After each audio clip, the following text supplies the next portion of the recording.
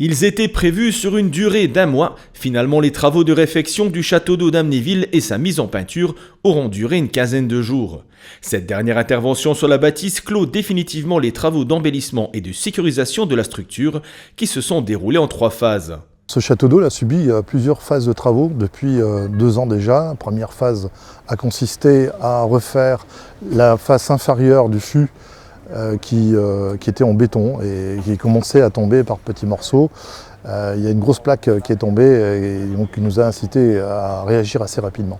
Donc une réfection et un bardage en tôle qui vient en partie basse. La deuxième phase, c'était l'année dernière. Nous avons refait l'étanchéité totale de la plateforme supérieure sur laquelle reposent les antennes de télécom. Et cette année, nous avons réalisé la remise en peinture totale du fût et du réservoir supérieur. Alors, suite à un appel d'offres, nous avons retenu l'entreprise Soreba, qui est spécialisée dans ce genre de travaux spéciaux.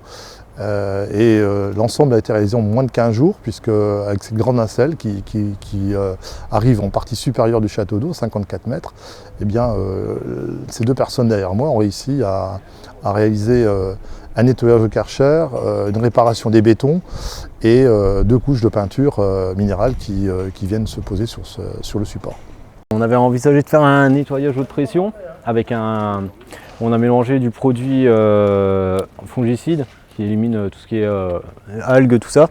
Nettoyage, on a fait coup de Karcher, on a fait une couche de primaire sur toute la hauteur du château d'eau et ensuite on est passé sur un système d'imperméabilisation qui est une peinture qui est élastique qui permet de faire ruisseler l'eau sur le château d'eau, qui évite de garder tout ce qui est saleté, enfin un peu pollution. Et on a mis 2 couches de peinture de finition de chaque couleur qui avait été définie par la polychromie qu'on avait fait avec le fournisseur.